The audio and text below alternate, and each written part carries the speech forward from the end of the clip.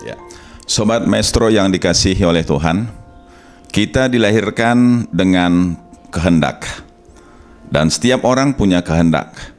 Oleh karena itu, kita harus menyadari bukan kita saja yang punya kehendak, tapi orang-orang di sekitar kita pun punya kehendak. Dan kita tidak diizinkan untuk memaksakan kehendak kita atas orang lain, atau kita mematikan kehendak orang lain supaya kehendak kita lah yang dijalankan oleh orang lain. Bagaimana caranya supaya di tengah-tengah keragaman kehendak itu kita bisa hidup dengan penuh damai sejahtera, setiap orang merasa dihargai dan dihormati? Maka firman Tuhan melalui Rasul Paulus menyampaikan 3 cara untuk bisa hidup dalam keragaman kehendak tapi tetap dalam damai sejahtera.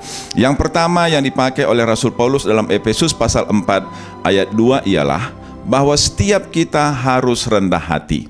Rendah hati artinya ialah saya bisa menghargai kehendak orang lain, sembari saya juga tetap menghargai kehendak saya.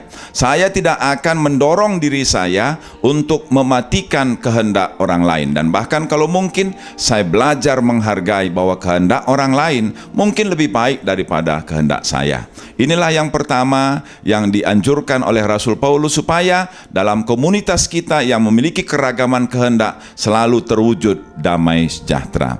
Dan yang kedua dikatakan ialah lemah lembut. Mengapa kita perlu lemah lembut? Karena Raja Salomo mengatakan kata-kata yang kasar itu menimbulkan amarah, tetapi kata-kata yang lemah lembut itu meredakan kemarahan.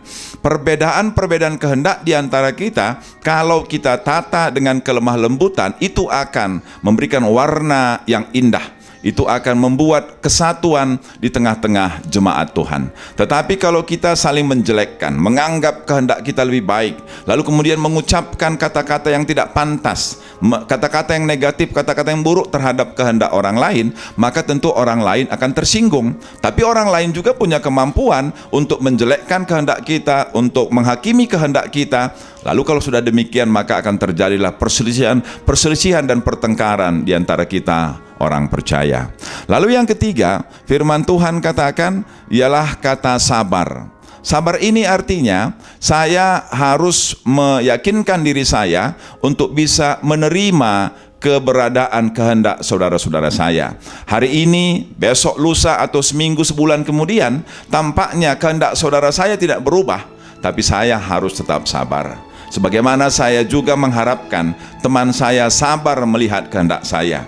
Kalau belum ada titik temu dari kehendak yang berbeda-beda, maka semua kita harus sabar. Jadi, menurut firman Tuhan dalam Efesus pasal 4 ayat 2 tadi, 3 cara inilah yang perlu kita lakukan supaya dalam keragaman kehendak dalam komunitas orang percaya bisa terwujud kesatuan dan damai sejahtera, yaitu dengan rendah hati, dengan lemah lembut, dan sabar satu dengan yang lain.